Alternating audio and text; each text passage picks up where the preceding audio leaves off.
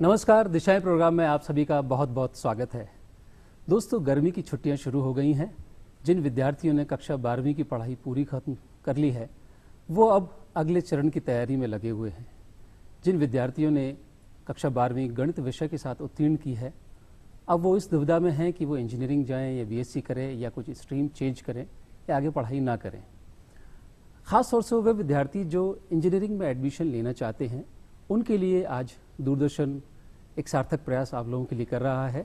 एक खास प्रोग्राम आपके लिए रीप 2016 पर किया जा रहा है और इस प्रक्रिया की मैं बात को आगे बढ़ाते हुए मैं आज स्वागत कर रहा हूं राजस्थान टेक्निकल यूनिवर्सिटी के vice chancellor honourable professor NP Kaushik साहब का। थैंक यू सर, स्टूडियो में आपका बहुत बहुत स्वागत है। और हमारे साथ स्टूडियो में मौजूद हैं प्रोफेसर संजीव मिश्रा। आप कोऑर्डिनेटर हैं रीप 2016 प्रोसेस के और राजस्थान यूनिवर्सिटी टेक्निकल यूनिवर्सिटी में बतौर head and professor mechanical engineering department में कार्यरत हैं। आप दोनों का बहुत बहुत स्वागत है। और जिन लोगों के लिए खास प्रोग्राम ये किया जा रहा है, उनके कुछ रिप्रेजेंटेटिव हमारे साथ नए दोस्त भी मौजूद हैं स्टूडियो में। आप सभी का स्टूडियो में स्वागत है। बात जब अब चल रही है नए भारत के निर्माण की, डिजिटल इंडिया की, स्टार्टअप्स की, कुछ नया करने की, तो सवाल ये आता है कि ये सब बातें संभव कैसे हो सकती हैं। हम अगर देखें गौर से तो सुबह से लेकर शाम तक टेक्नोलॉजी हमारे जीवन का अभिन्न अंग बन चुका है। चाहे टूथब्रश हो, चाहे मोबाइल फ़ोन हो, टेलीविज़न हो, ऑटोमोबाइल्स हो, चारों तरफ टेक्नोलॉजी से बनी हुई चीज़ों का ही समावेश है। अब ये संभव कैसे हो पाएगा कि अगर आप इंजीनियरिंग का हिस्सा नहीं बनते हैं, तो अगर स्पेशली अगर हम मेडिकल स्ट्रीम में भी देखें तो उसमें भी इंजीनियरिंग का बहुत बड़ा योगदान है। तो इसलिए ये बात ज़रूरी हो जाती है कि इंजीनियरिंग की पढ़ाई बहुत ही महत्वपूर्ण है। सवाल ये आता है कि अब राजस्थान का क्या योगदान है टेक्निकल एजुकेशन में। राजस्थान टेक्निकल यूनिवर्सिटी को शुरू हुए 10 वर्ष पूरे हो चुके हैं। सर, सवाल सबसे पहले ये उठता है, वीसी साहब से मैं जानना चाहूँगा कि राजस्थान में ही शिक्षा करने की वजह क्या हो सकती है किसी भी विद्यार्थी के लिए। राजस्थान जो है एक शिक्षा का बहुत बड़ा हब जो है बनता जा रहा है और जहाँ तक तकनीकी शिक्षा का क्षेत्र है तो उसमें राजस्थान तकनीकी विश्वविद्यालय सरकारी क्षेत्र में एकमात्र विश्वविद्यालय है जी। और इसको 10 वर्ष हो चुके हैं और ये लगातार एकेडमिक एक्सीलेंस की ओर जो है बढ़ता जा रहा है। इसके साथ में 126 इंजीनियरिंग के महाविद्यालय जो है संबंध हैं और आज हम जो है इंजीनियरिंग की विभिन्न शाखाओं में जो है शिक्षा दे रहे हैं। लगभग जो है 27 ब्रांचेज हैं जिनमें इंजीनियरिंग का पाठ्यक्रम जो है चल रहे हैं। और न केवल तकनीकी शिक्षा का राजस्थान के अंदर जो है समावेश है, यहाँ पे सभी प्रकार के जो शिक्षा के आयाम हैं वो उपलब्ध हैं। और अन्य उत्तर भारत में अगर हम देखें तो विद्यार्थियों को यहाँ पे जो है आकर के अच्छा लगता है। एक जो यहाँ का एनवायरनमेंट है या वातावरण है, शिक्षा का जो वातावरण है वो अन्य स्थानों से बहुत अनुकूल है। तो निश्चित रूप से जो हम प्रयास कर रहे हैं, राजस्थान तकनीकी विश्वविद्यालय के माध्यम से जो प्रयास कर रहे हैं, आज हम जो है उनके लिए प्लेसमेंट के लिए प्रयास कर रहे हैं। लगातार जो कोर्सेज के अंदर अपडेशन होना चाहिए उसके लिए हम लगातार प्रयास कर रहे हैं। हम जो है इंडस्ट्रीज से सामंजस्य स्थापित करने का प्रयास कर रहे हैं। तो ये सारी चीज़ें जो हैं वो एक विद्यार्थी का सर्वांगीण विकास में सहयोग करती हैं और विद्यार्थी यहाँ आके ये महसूस करता है कि वो केवल एक इंजीनियर ही नहीं बन रहा या एक डिग्री ही धारण नहीं कर रहा, लेकिन एक सोशल इंजीनियर बन रहा है और सोसाइटी में जाकर उसकी एक महत्ता बनती है। तो निश्चित रूप से हम ये समझते हैं कि राजस्थान तकनीकी विश्वविद्यालय तकनीकी शिक्षा के योगदान में एक महत्वपूर्ण योगदान दे रहा है। जी, एक नई बात यहाँ आ रही है सोशल इंजीनियरिंग की। चूँकि इंजीनियरिंग अपने आप में कोई सेक्लूड स्टडीज़ नहीं है, अल्टीमेटली हम सोसाइटी को सर्व करते हैं। अगर आप गौर से देखें, मैं बात करूं, मेरे हाथ में जो हर वक्त मुझे जो चीज़ बताती है समय, और समय के अनुसार ही मैं अपने जीवन में आगे बढ़ने का प्रयास करता हूं, वो मैकेनिकल इंजीनियरिंग यानी कि इंजीनियरिंग का ही एक प्रोडक्ट बना है। तो सोशल इंजीनियरिंग की हम बात कर रहे हैं। किसी भी स्टूडेंट के लिए एक conducive environment, peaceful environment, rich in culture and heritage environment ज़रूरी होता है अच्छी पढ़ाई के लिए। और इसमें कोई दो राय नहीं है कि राजस्थान इन सभी मायनों में सारे पॉइंट्स को कैटर करता है। स्पेशली राजस्थान टेक्निकल यूनिवर्सिटी की बात करें तो जैसा वीसी साहब ने बताया कि 27 ब्रांचेस में अलग अलग कोर्सेज ऑफर किए गए हैं। अंडर ग्रेजुएट, पोस्ट ग्रेजुएट और रिसर्च की अपार संभावनाएं इस वक्त मौजूद हैं और किसी भी एजुकेशन सिस्टम के लिए एक डेडिकेटेड बॉडी का होना ज़रूरी है। तो ये साधुवाद राजस्थान सरकार को इसके लिए कि उन्होंने एक डेडिकेटेड बॉडी इसके लिए निर्माण की है जो कि राजस्थान टेक्निकल यूनिवर्सिटी के तौर पर है। पहली बार ये रीप की प्रक्रिया यानी कि इंजीनियरिंग एडमिशन का प्रोसेस में परिवर्तन किया गया है। ये फिर से राजस्थान टेक्निकल यूनिवर्सिटी के पास इसकी जिम्मेदारी दी गई है। प्रोफेसर मिश्रा साहब, मैं आपसे ये जानना चाहूँगा कि इस बार क्या नए परिवर्तन किए गए हैं? इस बार जो फोकस हमारा रहा है वो ये रहा है कि बच्चे को हम कई बार मौका दे रहे हैं। पुराने सालों में, पिछले सालों में बच्चे को रजिस्ट्रेशन के लिए सिर्फ एक मौका मिलता था। पहला एक बार मौका में रजिस्ट्रेशन करता था, फिर उसके बाद में सेकंड काउंसलिंग में अपग्रेडेशन होता था, उसके बाद में उसके पास कोई मौका नहीं होता था। बच्चे ने अगर मान लीजिए किसी कारणवश इस पॉइंट को अगर मिस कर दिया हो, इस ड्यूरेशन को मिस कर दिया हो रजिस्ट्रेशन का, उस केस में क्या होता है कि बच्चा फिर कभी भाग नहीं ले पाता है और ऐसे बच्चे जो है वो इस पूरी प्रक्रिया से बाहर हो जाते हैं। इस बार हमने उसको 3 बार मौका दे रहे हैं, first counselling, third counselling and fifth counselling में। बच्चा 3 बार हमारे साथ जुड़ सकता है, नए रजिस्ट्रेशन के साथ जुड़ सकता है। चॉइस फिलिंग के लिए हम उसको खूब मौका दे रहे हैं। 1 महीने के लिए हम उसको मौका दे रहे हैं कि वो चॉइस फिल करे। वो कितनी भी चॉइसेस भर सकता है। फीस हमारी बहुत नॉमिनल हमने रखी है, 700 रुपीज़। इस बार हमने कोई काउंसलिंग फ़ी नहीं ले रहे, 10,000 रुपये। अगर मान लीजिए आपके पास 10,000 रुपये नहीं है तब भी आप इसमें भाग ले सकते हैं। हम इसमें कोई डॉक्यूमेंट्स अपलोड नहीं करा रहे हैं। बच्चे को सिर्फ जहां रिपोर्टिंग में अलॉटेड इंस्टीट्यूट में जाकर के अपने डॉक्यूमेंट्स वेरीफाई कराने हैं। तो ये सब चीज़ें हमने इस बार करी हैं। उम्मीद करते हैं कि एनरोलमेंट रेशियो जो है हमारा इसमें इम्प्रूव होगा। जी, इसके लिए बहुत बहुत साधुवाद, क्योंकि पिछले वर्षों में यही एक अड़चन होती थी विद्यार्थी को, क्योंकि हर गांव का बच्चा खास तौर से वो टेक्नोलॉजिकली उतना सक्षम नहीं है कि ये सारी प्रक्रिया को अच्छे तरीके से कर सके। तो फॉर्म भरने से चूक भी जाता था या गलतियां भी कर देता था। तो प्रोसेस को एक तो सिंप्लीफाई किया गया है।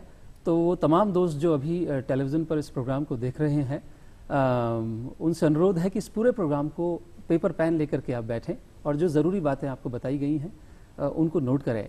इसका समय समय पर रिपीट प्रसारण भी किया जाएगा, जिसको आप बाद में भी देख सकते हैं। सर, मैं इस जानना चाहूँगा कि पूरी प्रक्रिया क्या है, इसकी प्रोसेस को अगर आप समझाएं, अगर स्लाइड के माध्यम से समझाना चाहें। बिल्कुल सर, ये बड़ा सरल प्रक्रिया है। इसमें हमने इसको सीधा है कि वो वेबसाइट के अंदर हमने उसको 3 वेबसाइट का ऑप्शन दिया है। किसी भी 3 में से एक वेबसाइट में जाकर के उसको ऑनलाइन रजिस्ट्रेशन करना होगा। उसको अपना नाम, पिताजी का नाम, मदर्स का नाम, डेट ऑफ बर्थ, ये 4 फील्ड उसको एंटर करने होंगे। उससे पूछा जाएगा कि भाई आप फीस किस तरह से जमा करना चाहते हैं। तो हमने एक ऑफलाइन मेथड दिया है। ई मित्र के कियोस्क पे जाकर के वो 700 रुपीज़ जमा करेगा। इसी तरीके से उसके बाद एक और मौका है, घर बैठे ही ऑनलाइन कंप्यूटर से वो अपना फीस जमा कर सकता है थ्रू बिल डेस्क, जिसमें वो credit card, debit card, net banking, कोई भी मेथड यूज़ कर सकता है। इन दोनों मेथड से उसको 700 रुपीज़ जमा करने हैं। जमा करने के बाद में ई मित्र से उसको एक कोड मिलेगा जो कि 12 डिजिट होगा या 16 डिजिट होगा। ट्रांजैक्शन अगर वो करता है बिल डैश के थ्रू तो उसे ट्रांजैक्शन कोड मिलेगा। ये दोनों में से कोई एक चीज़ उसको सुरक्षित रखनी होगी जिस भी माध्यम से वो पैसे जमा कर रहा है। फिर उसको आकर के हमारे वेबसाइट पोर्टल पे अपना नाम, ये रजिस्ट्रेशन का जो ट्रांजैक्शन कोड है, मदर्स नेम, ये एंटर करना होगा। एप्लीकेशन फॉर्म उसका खुल जाएगा। उसमें उसको बाकी के डिटेल्स भरनी होंगी, जैसे एजुकेशनल क्वालिफिकेशंस हैं, उसका जेई मेंस का स्कोर है, और चॉइस फिलिंग का वो शुरू कर सकता है। चॉइस फिलिंग जरूरी नहीं है वो उसी दिन करे, वो बाद में भी कर सकता है। उसको हमने 1 महीने का मौका दिया है। 1 महीने तक वो अपनी चॉइस फिलिंग को रिवाइज कर सकता है, लोगों से कंसल्ट कर सकता है कि किस कॉलेज में उसको जाना है, कौन सी ब्रांच लेनी है। पहले के ज़माने में सिर्फ 2-4 दिन का मौका मिलता था उसको चॉइस फिलिंग का। इस बार उसको हमने पूरा मौका दिया 1 महीने का। 1 महीने के अंदर वो अपनी चॉइस फिलिंग को फ्रीज कर सकता है। At the end of the choice filling day वो उसको लॉक कर सकता है। लॉक करने के बाद में फिर वो काउंसलिंग का इंतजार कर सकता है। काउंसलिंग हम करेंगे, उसको ऑनलाइन काउंसलिंग होगी।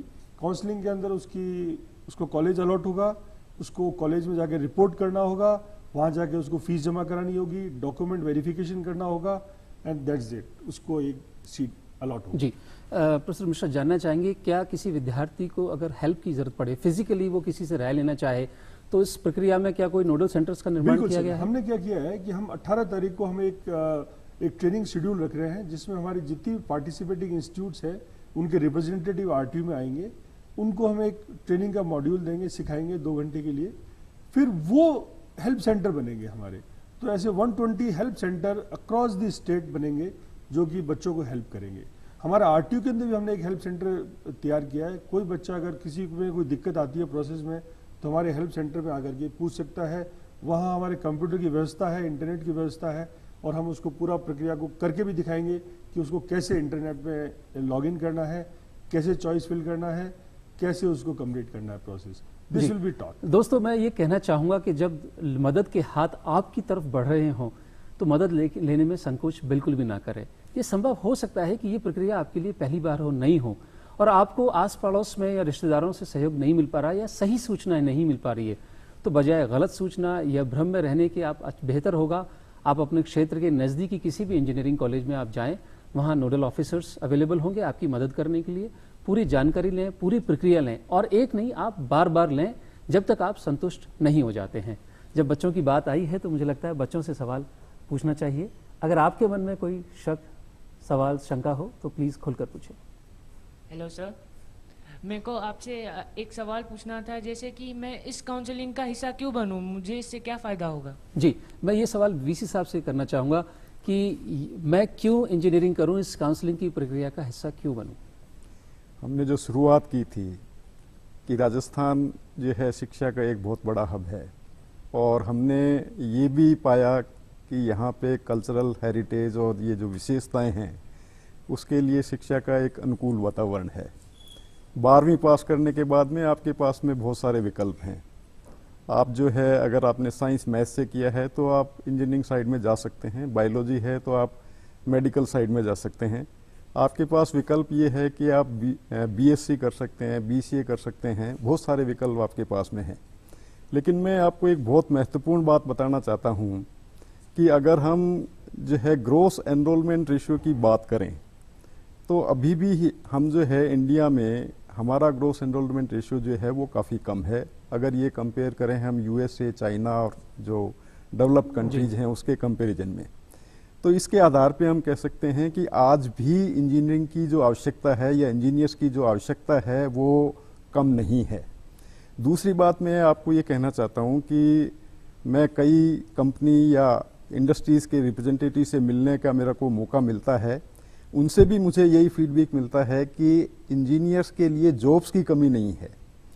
तो आप जो है अगर आपका रुझान इंजीनियरिंग की तरफ है और आप एक अच्छा कैरियर जो है स्टार्ट करना चाहते हैं तो निश्चित रूप से आपको इस काउंसलिंग का जो है पार्ट बनना चाहिए और आपको इंजीनियरिंग को एज ए कैरियर का ऑप्शन जो है वो सेलेक्ट करना चाहिए।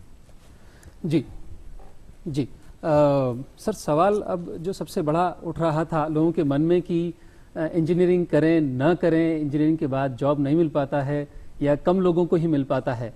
तो दोस्तों मैं कहना चाहूँगा जो ये सबसे बड़ी डेजिग्नेशन पर जो सबसे जिम्मेदार व्यक्ति मौजूद हैं वो हमारे साथ स्टूडियो में मौजूद हैं। उनके मुंह से ही आपने ये एश्योरेंस लिया है, घबराने की कोई बात नहीं है। इंजीनियरिंग में आज भी अपार संभावनाएं हैं। तो केवल और केवल डाउट में न जिएं, आप लोगों से इंटरेक्ट करें, रिलेवेंट लोगों से इंटरेक्ट करें, ये ज़्यादा ज़रूरी है। होता क्या है कि हम उन लोगों से राय लेने लग जाते हैं जो उस विषय में जानकारी नहीं रखते हैं। रिलेवेंट लोगों से राय लें, फिर आपके मन का भ्रम डेफिनेटली दूर होगा। प्रोफेसर मिश्रा साहब, मैं जानना चाहूँगा कोई जैसा आपने ऑनलाइन प्रक्रिया के बारे में बात कही, ये जो ऑनलाइन ऑप्शन फॉर्म है उसको भरा कैसे जाएगा? हाँ, उसके लिए स्लाइड के माध्यम से अगर हम बताना चाहें, आप हमारे वेब पोर्टल पे जाइएगा www.rtuac.in/edition या wrpt. या reap.org। इस साइट्स पे अगर आप जाते हैं तो वहाँ पर आपको एप्लीकेशन को कैसे भरना होगा, उस पर एक आइकन बना होगा। एप्लीकेशन को, उस आइकन को क्लिक करने के बाद में आपको, मैंने आपको पहले बताया, 4 फील्ड आपको एंटर करने होंगे, जिसमें आपका नाम, फादर्स नेम, मदर्स नेम और योर डेट ऑफ बर्थ। उसको आपको एंटर करने के बाद में आपसे ऑप्शन पूछा जाएगा कि आप उसको कैसे फीस जमा करना चाहते हैं, ऑफलाइन या ऑनलाइन। ऑफलाइन में कियोस्क ई मित्र के वहाँ जाना होगा आपको, वहाँ 700 रुपये जमा करने होंगे। अगर आप ऑनलाइन करते हैं तो आपको बिल डेस्क के through credit card, debit card और नेट बैंकिंग के थ्रू जमा करने होंगे, वो आप घर बैठे कर सकते हैं। दोनों से आपको एक कोड मिलेगा, उस कोड को आपको वापस एंटर करना होगा to fill the other fields in the application form, जैसे एजुकेशनल क्वालिफिकेशंस हैं, जेई का स्कोर है, चॉइस फिलिंग है आपकी, वो सब आपको करना होगा। उसको करने के बाद में फिर आपको आगे बढ़ना होगा, फिर आपको इंतजार करना होगा कि कैसे काउंसलिंग की जाएगी। जी मेरे दोस्तों से मैं कहना चाहूँगा कि अगला कोई सवाल पूछना चाहें तो। गुड मॉर्निंग सर, मेरा नाम राहुल भारद्वाज है। मेरा सवाल है सर कि हम कॉलेज या कोर्स में क्या कैसे सेलेक्ट करें सर, कॉलेज या ब्रांच में कैसे सेलेक्ट करें हम? ये बड़ी दुविधा होती है कि एक तरफ कोई ख़ास कॉलेज आप जाना चाहते हैं और या दूसरी तरफ कोई ख़ास ब्रांच जाना चाहते हैं। दोनों का कॉम्बिनेशन ज़रूरी नहीं कि हर बार बैठ ही जाए, बिल्कुल सही। और उसमें लोग चांस मिस कर जाते हैं। बड़ा बेहतरीन सवाल है। ये सवाल हर एक के लिए दुविधा का होता है और बड़ा मुश्किल होता है कि इसका कैसे सिलेक्शन किया जाए। नॉर्मली हम किसी कॉलेज को जो चूज़ करते हैं उसमें हम दो चीज़ें ज़रूर देखते हैं। एक तो है कि वहाँ की जो फैकल्टी है वो कैसी है, उनकी एजुकेशन क्वालिफिकेशंस कैसी हैं, how many PhDs are there, how many MTech are there, what is their research contribution, papers कितने हैं, उनके पेटेंट्स कितने, ये सब चीज़ें हम देखते हैं। इससे उसकी फैकल्टी की क्वालिटी का पता चलता है कि वो फैकल्टी कैसा पढ़ाती है। दूसरा, वहाँ के प्लेसमेंट कैसे हैं, तो प्लेसमेंट की जानकारी वो वेबसाइट पे नॉर्मली देते हैं। ये सब चीज़ें आपको वेबसाइट से ज़रूर मिल जाती हैं, लेकिन मैं आपको एक आगाह करता हूँ और मैं आपको इस चेतावनी भी देता हूँ, और ये आपको थोड़ा सा वार्निंग भी है कि आप खुद फिजिकली कॉलेज में जाकर के देखें कि वास्तु स्थिति क्या है वहाँ पर, क्योंकि कई बार क्या होता है कि वेबसाइट पे सही सूचना नहीं होती है, पुरानी सूचना होती है, थोड़ी कुछ पुरानी भी सूचना हो सकती है। तो वो आपको जाकर रियली एक कॉलेज में जाकर के आपको देखना होगा कि कॉलेज की एक्चुअल स्थिति क्या है, उस माध्यम से आप कर सकते हैं। ब्रांच की जहाँ तक बात सवाल है, ब्रांच जो है इट्स एक्चुअली साइक्लिक। आज जिसकी डिमांड ज़्यादा है उसको नॉर्मली चूज़ करते हैं, लेकिन जब सप्लाई ज़्यादा हो जाती है तो डिमांड कम हो जाती है। तो ये आपको देखना होगा। ब्रांच कोई अपने आप में बुरी नहीं है, आपको इंटरेस्ट की बात है, आपका किस में इंटरेस्ट है। हर ब्रांच की अपनी इम्पोर्टेंस है, उसकी उपयोगिता है, और कोई ब्रांच ऐसी नहीं है कि वो खराब होगी। जी वीसी साहब, मैं ये जानना चाहूँगा, अक्सर लोगों का जो रुझान होता है या देखा जाता है कि आजकल कौन सी ब्रांच अच्छी है या आज की कौन सी चलन में है, तो चलन की बात जो है हमेशा भ्रम में डालने वाली या नुकसानदायक हो सकती है। तो पेरेंट्स को खासतौर से यहाँ काउंसलिंग की आवश्यकता है कि करियर 4 साल बाद शुरू होगा, बिल्कुल उस बारे में अगर आप पेरेंट्स को कुछ राय देना चाहें तो। पुनीत जी, मैं ये कहना चाहूँगा कि जो बच्चा 12th कर लेता है तो उसके बचपन से उसका कुछ ना कुछ उसमें ओरिएंटेशन एक जो है डेवलप होता है, और उसके दिमाग में एक ये योजना भी तैयार होती है कि मुझे जो है कैरियर क्या ऑप्ट करना है। हम ये मान लेते हैं कि हमारे स्टूडेंट्स जो 12th पास कर चुके हैं उन्होंने इंजीनियर कैरियर को जो है ऑप्ट किया है, तो निश्चित रूप से उसके दिमाग में कोई न कोई एक ऐसी जो है ब्रांच की वो चॉइस होगी कि मुझे कंप्यूटर से ही करना है, या मुझे सिविल से करना है, या मुझे इलेक्ट्रिकल से करना है। तो मैं सबसे महत्वपूर्ण बात तो ये है कि आपका ओरिएंटेशन क्या है, आपकी चॉइस क्या है, उस पर आप अधिक ध्यान दें तो वो उचित होगा। दूसरी बात, जो चलन की बात है, जहाँ तक चलन का है तो आज जो ब्रांच टॉप पे है, हो सकता है 4 साल बाद वो ब्रांच जो है थोड़ा नीचे आ जाए या उसका जो है काफ़ी लोअर हो जाए, क्योंकि ये ट्रेंड हम जो है लगातार देख रहे हैं। एक समय था जिसमें कंप्यूटर आईटी जो है काफ़ी ऊंचाई पे थी, लेकिन आज कंप्यूटर आईटी के प्रति जो है रुझान कम हो गया है। लेकिन उसकी उपयोगिता की उस पर हम देखें तो उपयोगिता आज भी जो है उतनी ही है जितनी आज से 4 साल पहले थी। तो निश्चित रूप से आपका रुझान क्या है, आपकी चॉइस क्या है, और आगे 4 साल में जो है क्या स्थिति होगी। अगर हम, क्योंकि हमारे पास में बहुत सारे माध्यम हैं जिन माध्यमों से हम इस चीज़ का आकलन कर सकते हैं, हम सोच सकते हैं कि 4 साल में किस तरह की दिशा जो है मिल रही है, इंफ्रास्ट्रक्चर का डेवलपमेंट जो है वो किस तरीके से हो रहा है। तो उस हिसाब से हम उसका जो है चयन कर सकते हैं।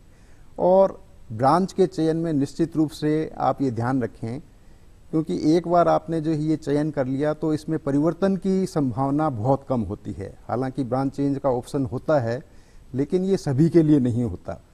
तो ये चयन जब आप कर रहे हैं या आप जब अपनी चॉइस भर रहे हैं तो बहुत सोच समझ के विचार करके भरें, और आपके लिए बहुत सफिशिएंट टाइम भी इसमें दिया गया है। तो जो है आप पेरेंट्स से कंसल्ट करें, फैकल्टी से कंसल्ट करें, आप कॉलेज में जाकर के देखें, और उस हिसाब से इसका अगर चयन करेंगे तो निश्चित रूप से आपको कोई जो है निराशा नहीं होगी, और कोई तरह का जो है वो ये नहीं होगा कि भी मैंने कोई गलत चयन किया है। जी, हम कहना चाहेंगे सुने सबकी करें मन की, यानी कि आप सबसे पहले रेलेवेंट लोगों से मिलें, इंस्टीट्यूशंस में जाएं, लाइब्रेरीज में जाएं, वो अलग अलग ब्रांच के लोगों से मिलें, वो किस तरह का काम करते हैं, उनकी ऑफिसेज में, उनकी कैंपस में जाके विजिट करें। आप अपने आप को कोरिलेट कर सकेंगे। जिस तरह से आप किसी खास स्टार की फिल्म देखते हैं, किसी खास खिलाड़ी का खेल पसंद करते हैं, हो सकता है दूसरा व्यक्ति दूसरे खिलाड़ी को पसंद करता हो, तो ज़रूरी नहीं है कि वो पहला खिलाड़ी अच्छा नहीं है, दूसरा खिलाड़ी कम अच्छा है। सवाल है कि आपकी पसंद क्या है। ठीक उसी तरह से जब आप ब्रांच का सिलेक्शन कर रहे हैं तो आप, जैसा कि प्रोग्राम की शुरुआत में हमने कहा कि नोडल सेंटर्स बने हैं, आप किसी भी इंस्टीट्यूशन में विजिट करें, वहाँ की लाइब्रेरी ज़रूर विजिट करें, उस अलग अलग ब्रांचेस की किताबों को एक बार रेफ़र करें, सिलेबस को देखें, क्या क्या चीज़ें वहाँ पढ़ने की संभावना आपको मिलेंगी। वो आपका तय करने का माध्यम होना चाहिए, ना कि ये कि मेरे रिश्तेदार ने ये ब्रांच ली थी और उसे अच्छी नौकरी मिल गई थी। अगर आप इस तरह से फिक्स फ्रेम में अगर बात करेंगे तो ज़रूरी नहीं है कि वो दवा आपके लिए काम करे। अगले सवाल की तरफ बढ़ते हुए, जैसा कि हमने प्रोग्राम की शुरुआत में कहा था कि राजस्थान में एक कंड्यूसिव एनवायरनमेंट है पढ़ाई के लिए, तो राजस्थान से बाहर के विद्यार्थी किस तरह से इस एडमिशन प्रक्रिया में हिस्सा ले सकते हैं? मिश्रा साहब, आपसे पूछना चाहेंगे। सर, हमने इस बार ये रखा है कि हमारे पास जो रीप का बीटेक एडमिशन्स हैं उसमें आउटसाइड राजस्थान के बच्चे भी भाग ले सकते हैं। प्रक्रिया बिल्कुल वही है जो कि डोमिसाइल ऑफ राजस्थान के बच्चों के लिए है। वो भी बिल्कुल सेम तरीके से आपका ऑनलाइन जाकर के फीस जमा करा के काउंसलिंग में चॉइस फिलिंग का बिल्कुल वही काम कर सकते हैं। इसमें हमने ये उनको सुविधा और दी है कि उनको ना तो कोई काउंसलिंग फीस जमा करनी है 10,000 रुपये, ना कोई एजुकेशनल डॉक्यूमेंट्स उनको अटैच करना है, ना उनको फिजिकली हमारे कॉलेज में आना है, जब तक कि उनका अलॉटमेंट ना हो जाए। जब उनका अलॉटमेंट हो जाएगा उनको आकर के रिपोर्ट करना होगा फिजिकली। तो उनके लिए बड़ा आसान है, चाहे वो बिहार में हो, चाहे यूपी में हो, चाहे मध्य प्रदेश में हो, ऑनलाइन वो आराम से अप्लाई कर सकते हैं। उनको ना तो कोई, हमने इस वक्त एप्लीकेशन फॉर्म फिजिकली भी नहीं मंगाया है, हम सब ऑनलाइन करना चाहते हैं। तो बड़ी आसान सी प्रक्रिया है। 700 रुपीज़ जमा करिए, ऑनलाइन अप्लाई करिए और आराम से आप अपने कॉलेज का अलॉटमेंट का इंतजार करिए। बहुत आसान प्रक्रिया। किसी शिक्षाविद ने कहा था एजुकेशन ब्रिक टू क्लिक वाले मोड में आ जानी चाहिए, यानी कि एक फिजिकल बिल्डिंग की से निकल करके क्लिक के मोड पर आ जानी चाहिए। तो आरटीयू के माध्यम से ये काम आसान हुआ है कि अब आप क्लिक पर आपका एडमिशन प्रोसेस है तो आप उसका लाभ लें। अभी तक राजस्थान को टूरिज्म के परिप्रेक्ष्य में कहा जाता था कि पधारो हमारे देश, अब एजुकेशन के लिए भी यही कहा जाता है कि पधारो हमारे देश। हम अगले सवाल की तरफ बढ़ते हैं। अगला सवाल। सर, मेरा नाम शिखर है। अभी इसी साल मैंने 12th क्लास के एग्ज़ाम दिए हैं, तो अब तो मतलब परिवार के साथ जब भी बैठते हैं तो बस यही बात होती है कि कौन सी स्ट्रीम लेनी है, कौन सा कॉलेज में एडमिशन लेना है। तो दोस्त भी यही कहते हैं कि आईटी फील्ड में जाना चाहिए। तो मैं आपसे ये जानना चाहूँगा कि आईटी फील्ड में और बाकी जो फील्ड्स हैं उनमें फ़र्क क्या होता है? कोर ब्रांचेस और आईटी ब्रांचेस में क्या फ़र्क होता है? देखिए, अगर हम इसको यूँ देखते हैं, कोर ब्रांचेज जो हैं वो है मैकेनिकल की है, इलेक्ट्रिकल है, इलेक्ट्रॉनिक्स है, ये core branch, civil engineering core branches है। और बाकी की जो सर्विसेज प्रोवाइड करती हैं वो है आपकी आईटी ब्रांच। तो जमाना आजकल मैन्युफैक्चरिंग से सर्विसेज की तरफ बढ़ गया है। आज सर्विस सेक्टर ने अपनी इम्पोर्टेंस है, लेकिन हम इस चीज़ को ना भूलें कि जब तक हम कुछ प्रोड्यूस नहीं करेंगे तो उसकी सर्विस क्या करेंगे जी। तो production core sector will always be A important one. लेकिन इसमें दुर्भाग्य की बात यह होती है कि कोर सेक्टर जो है उसकी ग्रोथ थोड़ी स्लो होती है, इसलिए उसके अंदर एम्प्लॉयमेंट जो होता है वो कम होता है। जी, वीसी साहब, हम आपसे भी इस बारे में राय लेना चाहेंगे। अक्सर शुरुआती जॉब की तनख्वाहों का प्रलोभन बच्चों को आईटी और आईटी पूल ब्रांचेस की तरफ लालायित करता है। कोर ब्रांचेस की, जैसे आपने भी बात की कि एक पुख्ता कैरियर अगर आपको चाहिए जो डावाडोल किसी भी लेवल पर ना हो, तो पेरेंट्स अक्सर ये बात कहते हैं कि सफलता का पैमाना है कि बाद में तनख्वाह कितनी मिली, कितनी जल्दी विदेश जाने का मौका मिला, तो लाइफ को टोटलिटी में नहीं देख पाते। इस विषय पर काउंसलिंग की ज़रूरत यहाँ पर बच्चों और पेरेंट्स दोनों के लिए ज़रूरत है। सर, आपसे सवाल। मैं ये कहना चाहूँगा कि कोर्स, जहाँ तक आपकी प्रोग्रेस की बात है या कैरियर में एडवांसमेंट की बात है, तो एडवांसमेंट जो है दोनों ही सेक्टर्स में उपलब्ध है आपका, चाहे आप आईटी सेक्टर में जाएं या कोर सेक्टर में जाएं, आप जो है राइज कर सकते हैं। ऐसा नहीं है कि केवल आईटी के सेक्टर के स्टूडेंट्स या एम्प्लॉय ही जो है बाहर जाते हैं। कोर सेक्टर में जो एम्प्लॉयड हैं वो लोग भी जो है अपने यहाँ हिंदुस्तान में अच्छा काम करके जो है अपनी प्रोग्रेस दिखा सकते हैं, और उसके साथ में उनको भी बाहर जाने का मौका मिल सकता है। आज पेट्रोलियम के क्षेत्र में जितनी प्रोग्रेस हो रही है, तो बाहर की कंट्रीज़ में हमारे इंडिया के बहुत सारे इंजीनियर्स जो है वो काम कर रहे हैं, और हमारे इंजीनियर्स को जो है यहाँ पे एक अच्छा पैकेज भी मिल रहा है। तो ये ज़रूरी नहीं है कि हम आईटी सेक्टर में ही, मतलब क्योंकि आईटी सेक्टर जो है ऐसा माना जाता है कि एक वाइट कॉलर जॉब है, जबकि थोड़ा कोर सेक्टर में अगर आप जाएंगे तो वो एक लेबर ओरिएंटेड जॉब है। तो मैंने जो पहले बात कही थी उसी पे मैं दोबारा आना चाहता हूँ कि एक बार फिर आपको ये सोचना होगा कि आपका ओरिएंटेशन क्या है, आपकी चॉइस क्या है। अगर आप सोचते हैं कि मैं एक इलेक्ट्रिकल इंजीनियरिंग में अच्छा काम कर सकता हूँ, तो आपको इलेक्ट्रिकल इंजीनियरिंग में जाना चाहिए। इलेक्ट्रिकल इंजीनियर जो है सॉफ्टवेयर इंजीनियर भी बन सकता है, दोनों उसके पास में दोनों ऑप्शन है। तो इलेक्ट्रिकल इंजीनियरिंग करके भी वो जो है आईटी सेक्टर में जा सकता है और कोर सेक्टर में भी जा सकता है। तो बेसिक एजुकेशन जो उसने एक्वायर कर ली है, तो उसके पास में दोनों ऑप्शन है। लेकिन आप एक्वायर वो करें जो आपकी इच्छा है, जो आपके मन में है, जो आपका ओरिएंटेशन है। जी, दक्षता और रुझान ये जान लेना सबसे पहले ज़रूरी है। प्रकृति ने आपको क्या बीज दिया है, उस बीज की नर्चरिंग उसी हिसाब से हो, ना कि होड़ में या दूसरों को देख करके हम करियर का सिलेक्शन लें। प्रोफेसर मिश्रा साहब, आपसे जानना चाहेंगे कि इसमें एलिजिबिलिटी क्राइटेरियाज क्या क्या रखे गए हैं? बिल्कुल सर, एजुकेशन के अंदर एक्चुअली हमने देखा एलिजिबिलिटी के लिए 12th पास होना जरूरी है। 12th के अंदर हमने जो एलिजिबिलिटी रखी है एआईसीटी के मापदंडों के हिसाब से 45% होना चाहिए परसेंटेज मिनिमम। SC ST के लिए थोड़ा रिलैक्सेशन है, उनका 40% तक हो सकता है। इसके साथ साथ फिजिक्स और मैथ्स कंपल्सरी सब्जेक्ट होने चाहिए। फिर बाकी के 3 सब्जेक्ट आपके केमिस्ट्री हो सकता है, बायोलॉजी हो सकती है, बायोटेक्नोलॉजी हो सकती है, फिजिकल एजुकेशन हो सकती है, वोकेशनल कोर्सेज हो सकते हैं। ये जो मापदंड है, जो कोर्सेज हैं, ये JEE 2016 के हिसाब से है, और ये हमारा एजुकेशन क्वालिफिकेशन है। मेन तो है कि 45% का बच्चा का क्या ये सभी सूचनाएं एडमिशन प्रोसेस रीड बिल्कुल सर, हमने हमारा ब्रोशर बना रखा है। उस ब्रोशर में हमने पूरी इंफॉर्मेशन को अपलोड कर रखा है। जी, इसकी कट ऑफ डेट्स के बारे में भी जानकारी दें। सर, कट ऑफ डेट्स है हमारी, अभी हम जो प्रोसेस स्लाइड के माध्यम से। जी सर, हम जो शुरुआत कर रहे हैं वो आज से शुरू कर रहे हैं। 17 तारीख को हमारा ऑनलाइन एप्लीकेशन फॉर्म फिलिंग शुरू हो गया है सर। 20 तारीख से वो चॉइस फिलिंग शुरू कर देगा। नेक्स्ट 17 तक वो आराम से चॉइस फिलिंग कर सकता है। फिर उसके बाद में उसको अलॉटमेंट होगा, फिर उसके बाद में उसको रिपोर्टिंग करनी होगी कॉलेजेस में जाकर के। जी, बहुत बहुत धन्यवाद। अगला सवाल। सर, मेरा नाम नमन तिवारी है। मेरा क्वेश्चन ये है कि अपन आजकल देख रहे हैं बहुत सारे इंजीनियर्स अनएम्प्लॉयड है, उनको जॉब्स नहीं मिल पा रही है, तो उसको ध्यान में रखते हुए भी मेरे को इंजीनियरिंग क्यों करनी चाहिए? जी, ये मानव का इंसान की फितरत होती है कि अपनी कमी हमेशा दूसरों के ऊपर हम बढ़ने की कोशिश करते हैं। वीसी साहब, आपसे खास तौर से मैं ये जानना चाहूँगा क्योंकि ये ह्यूमन साइकोलॉजी से जुड़ा हुआ विषय है। सबसे पहली बात तो मैं आपको ये कहना चाहूँगा, जो मैंने पहले भी कहा है कि जॉब्स की कमी नहीं है। मैं रिसेंटली कल ही एक मेगा जॉब फेयर में था और वहाँ 13 इंडस्ट्रीज़ के लोग जो है आए हुए थे। मेरा उनसे इंटरेक्शन हुआ तो मैंने उनसे यही बात की कि मैं हमेशा, मेरे दिमाग में ये कन्फ्यूजन रहता है कि हम 30,000 इंजीनियर प्रोड्यूस कर रहे हैं, क्या 30,000 जॉब हैं क्या, मतलब इंडस्ट्री के लिए पास में ये जॉब हैं क्या।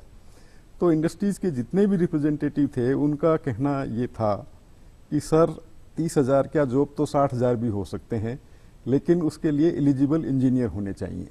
अब इस संबंध में मैं आपको दो महत्वपूर्ण बातें कहना चाहता हूं कि हमारा जो इवेल्युएशन है वो दो स्तर पे होता है।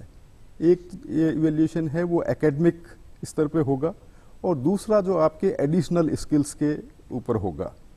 और ये बात जो है उन इंडस्ट्री के रिप्रेजेंटेटिव ने भी हमें बताई कि पहले हम ये देखते थे कि एकेडमिक जो स्तर है वो तो अच्छा होता था, लेकिन एडिशनल स्किल्स में ज़रूर कुछ कमी होती थी। लेकिन अब धीरे धीरे थोड़ा सा ये परिवर्तन ये आ रहा है कि अब जो इंजीनियर्स आ रहे हैं उनके एकेडमिक स्तर में भी थोड़ी सी गिरावट आ रही है। तो मैं आपको ये कहना चाहूँगा कि हम अगर अपने एकेडमिक स्टैंडर्ड यानी कि एक बेसिक जो एजुकेशन आपने मान लीजिए सिविल इंजीनियरिंग की ली है तो आपको उसके बेसिक्स जो है आने चाहिए। ये नहीं होना चाहिए कि भाई सीमेंट के लिए आपको पूछा जाए कि उसका सेटिंग टाइम क्या है तो आपको ये भी पता नहीं हो कि भाई सेटिंग टाइम क्या होता है। तो निश्चित रूप से जो है सबसे पहली बात आपको एक अच्छा एकेडमिक स्टैंडर्ड जो है एक्वायर करें। और मैं एक बात बहुत स्पष्ट रूप से आपको कहना चाहूँगा कि आपका एकेडमिक स्टैंडर्ड एक्वायर्ड जो है वो आपकी परसेंटेज से कई बार जो है रिलेट नहीं करता है। कई बार ये देखा जाता है कि आपके मार्क्स तो 75% आ गए, लेकिन जब आपको जो है एक्सप्रेशन की बात आती है, आपको जब खुद को एक्सप्रेस करना होता है, नॉलेज को एक्सप्रेस करना होता है आपका, तो आप जो है एक्सप्रेस नहीं कर पाते हैं। तो आप जो एक्वायर कर रहे हैं वो आपको जो है एक्सप्रेस करना भी आना चाहिए। आपको पता होना चाहिए कि आपने क्या सीखा है। वास्तव में आप जो है आपने पेपर पास नहीं किए हैं, आपने जो है लर्न किया है, ये बात जो है बिल्कुल पुख्ता होनी चाहिए। दूसरी बात, जो आज इंडस्ट्री ये नहीं चाहती कि जो है हम उसको एम्प्लॉय करें, उनको वहाँ बुला करके जो है 6 महीने की ट्रेनिंग दें, साल भर की ट्रेनिंग दें और फिर अपने हिसाब से उसको जो है वो किया जाए। आज इंडस्ट्री ये चाहती है कि रेडी टू जॉब जो है इंजीनियर उनके पास आए।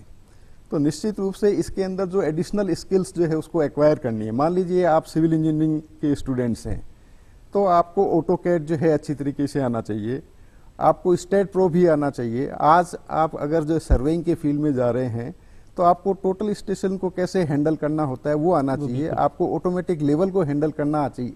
ये सब मिनिमम रिक्वायरमेंट है। ये रिक्वायरमेंट भी आपके जो है एकेडमिक स्किल्स के साथ में जुड़ी हुई हैं, लेकिन आपको उसको एडिशनली एक्वायर करना है। हो सकता है आपको कॉलेज में नहीं पढ़ाया जाए या आप जो है सिलेबस में ये चीज़ें नहीं पढ़ें, लेकिन आपको ये ध्यान रखना है कि आज वर्तमान में इंडस्ट्री की रिक्वायरमेंट क्या है और मुझे इसके लिए क्या सीखना है। अगर मैं कंप्यूटर इंजीनियरिंग का विद्यार्थी हूं तो मुझे कौन सा सॉफ्टवेयर आज जो है सबसे ज़्यादा यूज हो रहा है, या मुझे ऐप्स डेवलप करने की जो एक स्किल है वो मैं कैसे सीख सकता हूं। इनके साथ में दूसरे जो आपके सॉफ्ट स्किल है, सबसे बड़ी कमी जो रिसेंटली मेरे को जो बताई गई वो है कम्युनिकेशन स्किल की। कि हमारे जो ग्रेजुएट्स आ रहे हैं उनके अंदर अगर मान लीजिए एकेडमिक स्किल भी अच्छी है, अच्छे नंबर हैं, लेकिन वो फिर भी जो है कम्युनिकेट ठीक से नहीं कर पाते हैं, या उनमें मैनेजरियल स्किल नहीं है, आपका लीडरशिप स्किल नहीं है। ये जो जितनी भी आपके स्किल्स हैं ये आपको खुद एक्वायर करनी पड़ेगी। और इसके लिए ज़रूरी है कि आपके इंस्टीट्यूट के अंदर एक अच्छा प्लेसमेंट सेल हो और वो आपको रेगुलरली जो है इसके लिए काउंसिल करे कि भाई आप जो है जो पढ़ रहे हैं उसके साथ में आपको कैसे तैयार होना है। तो ये सारी ट्रेनिंग जो है आपके 4 साल के दौरान होनी चाहिए। अगर आप ये ट्रेनिंग जो है अच्छी तरीके से करते हैं तो मैं कहता हूं कि आपको कोई भी जो है जॉब लेने से रोक नहीं सकता। आपको निश्चित रूप से एक अच्छा जॉब मिलेगा। अगर हम ये जो है दूसरों पे ढालते रहें कि भाई जॉब नहीं मिल रहे, तो जॉब नहीं मिलने के कारण तो ये हैं। जी, हम यही कहना चाहेंगे कि अगर आप मल्टीपल स्किल्स एक्वायर करते हैं ड्यूरिंग योर स्टडीज़, 4 साल की पढ़ाई को आप पढ़ाई ना माने, इसको एक तपस्या माने, इसको एक साधना की तरह लें। जैसे कि एक संगीतज्ञ रोज़ सुबह उठ के 3 घंटे 4 घंटे रियाज करता है, तब कहीं जाकर के वो स्टेज पर परफॉर्म कर पाता है। तो आप ठीक उसी तरह से जो यूनिवर्सिटी ने प्रेस्क्राइब करिकुलम दिया है वो सोच समझ के बुद्धिजीवी लोगों ने उसे बनाया है, उसका पूरी तरह से उसे रच पच के उसे एंजॉय करते हुए सीखें, ना कि केवल लास्ट में प्रिपरेशन लीव में 1 महीने की तैयारी में आप एग्जामिनेशन दें। ये बात मैं ठीक इस तरह से समझा पाऊंगा कि अगर आप किसी डॉक्टर के पास जाएं और वो कहे कि ये मैंने फर्स्ट ईयर में पढ़ा था और मैं फाइनल में आते आते भूल गया, इसलिए मैं इस चीज़ का इलाज नहीं कर सकता हूँ, आई एम श्योर आप ऐसे डॉक्टर से मिलना नहीं चाहेंगे। ठीक वैसे ही ये बात है कि, या दूसरी तरह से कहें कि जब आप कपड़ा खरीदते हैं तो रेडीमेड शर्ट की तरफ आपका रुझान बन ही जाता है, क्योंकि आप तुरंत पहन सकते हैं। तो इंडस्ट्री का भी यही आलम है कि आप जॉब रेडी हैं तो वो तुरंत आपको जॉब के लिए निमंत्रण दे सकती है। तो मुझे लगता है कि शुरू से अब तक हमने बात कही कि जॉब्स की कोई कमी नहीं है, आप निसंकोच होकर के आप बस इसमें उतर जाइए। पूरा जीवन आपके लिए सुनिश्चित है, अच्छा जीवन आपके लिए अवेलेबल है इंजीनियरिंग की पढ़ाई के तरीके से। मैं अगला सवाल जानना चाहूँगा। सर, जैसे अपनी बात हुई ये ऑनलाइन एप्लीकेशन की, अपन ने ऑनलाइन एप्लीकेशन भर दिया, उसके बाद अपन ने उसे लॉक कर दिया। अपन उसके बाद भी उसमें कुछ चेंजेस कर सकते हैं या नहीं? जैसे बाय चांस मुझसे गलती से कोई मिस्टेक हो गई लेकिन फिर भी मैंने लॉक कर दिया, उसके बाद मैं उसे चेंज कर सकता हूँ कि नहीं? जी, ये महत्वपूर्ण बात है क्योंकि अक्सर गलती हो जाती है लोगों से। नहीं, इसमें हमने जो चॉइस फिलिंग का जो आपको टाइम दिया है वो पूरा 1 महीने का टाइम है। 1 महीने तक आप उस चॉइस को आप चेंज कर सकते हैं, आप उसको बदल सकते हैं, मॉडिफाई कर सकते हैं। जो चॉइस आपने मान लीजिए 7 नंबर दी थी, आप उसको 10 नंबर कर सकते हैं। 12 नंबर की चॉइस को आप 1 नंबर कर सकते हैं। ये सब चीज़ें आप कर सकते हैं। इसलिए हमने आपको पूरा 1 महीने का टाइम दिया कि आप लोगों से पूछ करके, समझ करके आप चॉइसेस भरें। लेकिन उसमें एक वार्निंग जरूर रहेगी कि अगर आपने लॉक कर दिया, लॉक करने से पहले आपसे पूछा भी जाएगा you really want to lock it. उसके बाद ये भी पूछा जाएगा कि लॉक करने के बाद आप उसको मॉडिफाई नहीं कर सकते। ये सब चीज़ें आपको बताई जाएंगी। तो मेरा तो आपको सजेशन ये रहेगा कि लॉकिंग का काम आप सबसे एंड में करें। आप सबसे आखिर में, जब आखिर के 1 आध दिन बचे तभी आप लॉक करें। अगर आपने लॉक बाय द वे नहीं भी किया है तब भी हम हमारा जो चॉइस फिलिंग के पीरियड के बाद में ऑटोमेटिकली उसको लॉक कर देंगे। यानी कि लास्ट डेटा जो सेव किया है वो सेल्फ लॉक होगा। वो सेल्फ लॉक रहेगा। तो लॉकिंग आप ना करें तब भी चल जाएगा, बट लॉकिंग करने के बाद में मॉडिफिकेशन नॉट अलाउड। ये आपने बहुत महत्वपूर्ण जानकारी दी है। मैं एक सलाह मैं इनको देना चाहता था जी। जब आप चॉइस तैयार कर रहे हैं तो बेहतर ये होगा कि आप एक पेपर पे जो है कॉलेज की लिस्ट बना लें और उसके आगे उसमें जो है ब्रांचेज का जो है एक वो कॉलम भर लें जी। और उसको जो है आप निरंतर जो है रिवाइज करते रहें। और जब आप ये फाइनल कर लें कि भाई ये मेरी फाइनल चॉइसेस हैं, तो उसके बाद ही उसको फिल करके लॉक करने का कोशिश करें। जी, लॉकिंग प्रक्रिया टॉप टू बॉटम ऑर्डर में रहेगी? बिल्कुल टॉप टू बॉटम ऑर्डर में रहेगी सर। और इसमें मैं एक चीज और ऐड करना चाहूंगा। मेरा विद्यार्थियों से ये आग्रह रहेगा कि आप मैक्सिमम चॉइस भरें। कई बार ऐसा होता है कि चॉइस एग्जॉस्ट होने की वजह से उसका अलॉटमेंट नहीं हो पाता। तो चूंकि हम डिजिटल कर रहे हैं, कंप्यूटर पे कर रहे हैं, चॉइस को मतलब कि कोई वहां पर रेस्ट्रिक्शन नहीं है जी। तो आप जितनी चॉइसेस आपको समझ में आती है आप सब भरें। कोई ना कॉलेज तो आपको मिलेगा ही मिलेगा जी। मैं चाहूंगा कि ये रिक्वेस्ट आपसे है कि स्लाइड के माध्यम से इसे। बिल्कुल सर, ये रहेगा। This is the best choice. आप कैसे भरें? तो हमारा ये आग्रह है कि आप चॉइस भरने से पहले एक बार आप कॉलेज में देख लें, परख लें, जानकार लोगों से आप जानकारी हासिल कर लें। फिर आपकी खुद की चॉइस जो है, आप किस ब्रांच में जाना चाहते हैं उसको भरें आप। लेकिन मेरा यही आपसे निवेदन रहेगा कि आप मैक्सिमम चॉइस भरें। कहीं ऐसी परिस्थिति नहीं हो कि आप चॉइस एग्जॉस्ट की वजह से आपका अलॉटमेंट नहीं हुआ जी। यहाँ राय यही बन के आ रही है कि पूरा प्रक्रिया का जो सारांश है नटशेल में ये है कि चॉइस आपने किस तरह से भरी वो ही सबसे महत्वपूर्ण बात है। तो आप सबसे पहला, जैसा वीसी साहब ने कहा, एक पेपर पर आप 2 कॉलम बनाएं, एक तरफ कॉलेज के नाम और दूसरी तरफ ब्रांच के नाम भरें। अगर खास तौर पर मान लीजिए आपने एक कॉलेज का चयन किया कि मुझे ये कॉलेज में कोई भी ब्रांच मिल जाए, या 3 आपने कोई ब्रांच पर्टिकुलर आइडेंटिफाई की, उस कॉलेज का नाम, फिर सेकंड चॉइस, फिर उस कॉलेज का नाम, फिर दोबारा उस कॉलेज का नाम, फिर ब्रांच नंबर 1। मान लीजिए एक्स कॉलेज में ए ब्रांच मिल जाए, या एक्स कॉलेज में बी ब्रांच, या एक्स कॉलेज में सी ब्रांच। अब आप अगले स्टेप्स पे आए, दूसरे कॉलेज का नाम, मान लीजिए वाई कॉलेज में भी फिर वही ABC। इस तरह से आप चॉइसेस को आप बनाएं। या अगर आपका ब्रांच प्रेफरेंस है कि एक्स कॉलेज में ए ब्रांच, वाई कॉलेज में ए ब्रांच, फिर जेड कॉलेज में ये पर्टिकुलर ब्रांच, फिर आप दूसरा सेट रिपीट करें। इस प्रक्रिया को एक बार नहीं कई बार करें। क्या कारण कि एक प्रक्रिया वैसी है कि आपको हमेशा ऐसा होता है, जब जैसे खास तौर से जब भी हम गाड़ी खरीदते हैं तो लगता है कि 2 महीने रुक जाते तो नया मॉडल आने वाला था। तो ठीक वैसा ही ब्रांच फिलिंग के प्रक्रिया में होता है, आपको लगता है कि अरे नहीं ये ब्रांच तो मुझे पहले भरनी चाहिए थी, बाद में कोई व्यक्ति आपको राय दे देता है या आपका मन में ऐसी कोई बात आ जाती है, तो आप इसे भर करके कहीं सेफ जगह पर रख दें, फिर दोबारा फिर उसे करें। ऐसे कम से कम 5 से 7 बार आप इस प्रक्रिया को करेंगे, क्योंकि थॉट प्रोसेस इसी तरह से आगे डेवलप होता है। मैं इसमें एक चीज़ और ऐड करूंगा कि बच्चे को बहुत केयरफुल रहना होगा कि किस ब्रांच में उसको जाना है। एक चीज़ का हमेशा ख्याल रखें कि जो ब्रांच आपने चूज आज करी है, आपको जीवन भर उसी ब्रांच में काम करना होगा। मान लीजिए मैंने मैकेनिकल चूज करी, so I will be mechanical engineer, और मुझे जीवन भर मैकेनिकल इंजीनियरिंग से ही रिलेटेड रहना पड़ेगा, तो कभी आपको बाद में ये एहसास ना हो कि यार मैंने ब्रांच गलत चूज कर ली। कॉलेज तो आप दूसरा ले सकते हैं, लेकिन ब्रांच तो हमेशा आपके साथ रहेगी। तो you have to be very careful in choosing the branch. Branch आपकी पसंद की होनी चाहिए, जो आपको लगे कि आप जीवन भर उस ब्रांच में काम करेंगे। और कहा जाता है कि अपने रुचि का काम जो लोग चुनते हैं, फिर वो काम नहीं करते हैं, उस काम को एंजॉय करते हैं। चूंकि समय की कमी है, मैं माननीय वीसी साहब से अनुरोध करूंगा कि जो नए विद्यार्थी आरटीयू के अंडर में आने वाले हैं, उन विद्यार्थियों के लिए खास मैसेज अगर आप देना चाहें तो।